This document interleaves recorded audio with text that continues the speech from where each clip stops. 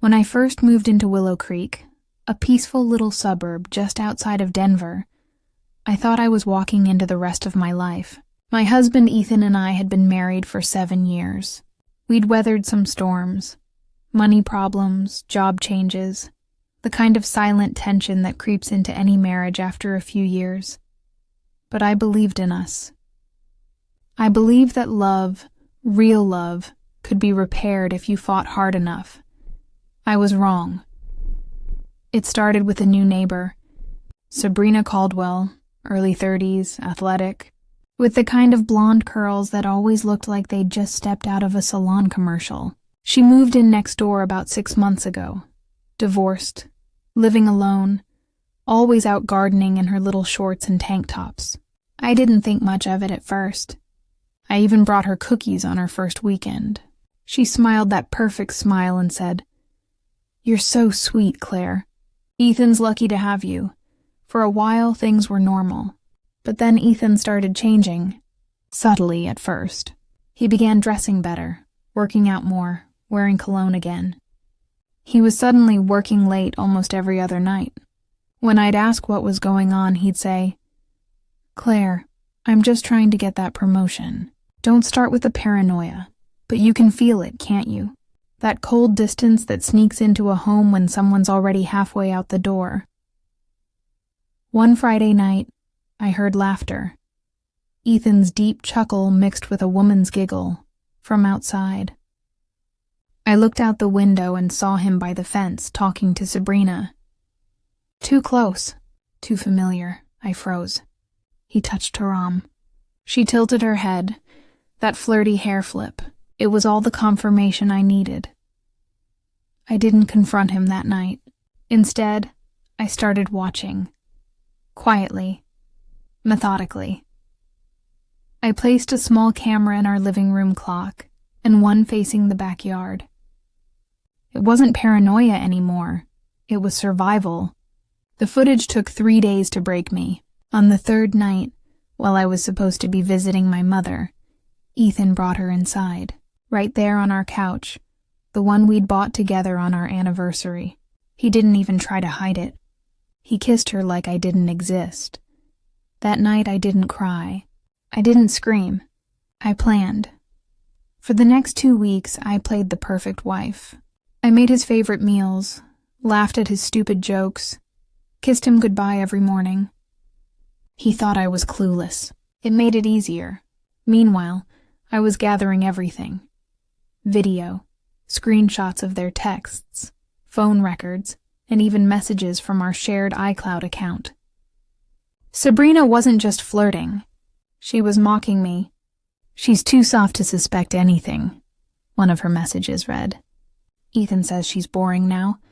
Guess she won't last long." I sent that one to my lawyer first. Ethan didn't know that our house, our entire mortgage in fact, was in my name. He'd signed the paperwork years ago when his credit was a mess.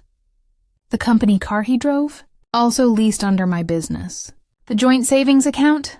I'd moved most of it quietly into a separate account. Piece by piece, I was building my revenge. Then came the neighborhood block party, the one Sabrina herself had volunteered to host. I arrived in a red dress Ethan had once called too attention-seeking. I smiled when people complimented me. I played the part perfectly.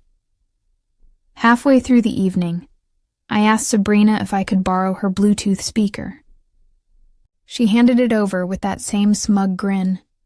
"Sure, honey." "Planning to serenade Ethan?" I smiled. "Something like that."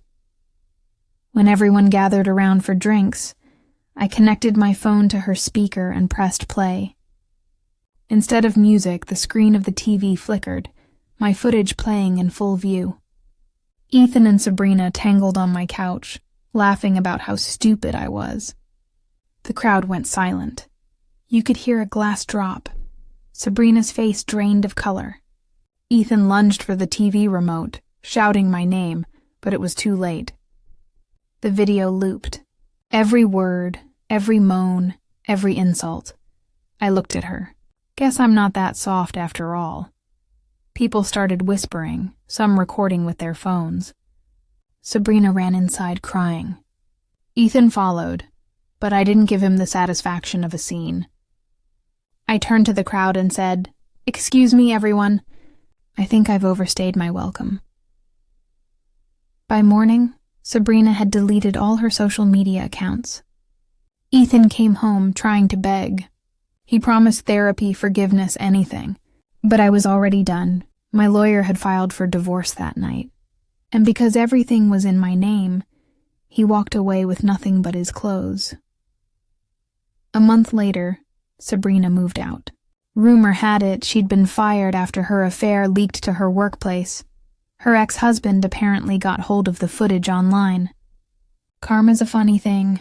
I rebuilt my life slowly. Sold the house, bought a smaller one near the city, started painting again. But I didn't just move on.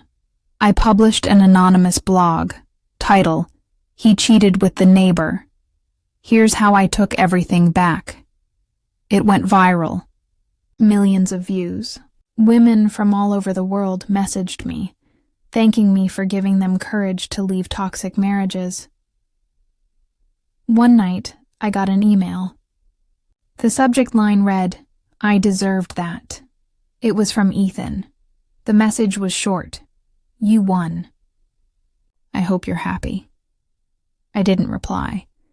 Instead, I closed my laptop, poured a glass of wine, and smiled. Not because I'd ruined his life, but because I'd taken mine back. Justice, when served quietly, is the sweetest sound of all.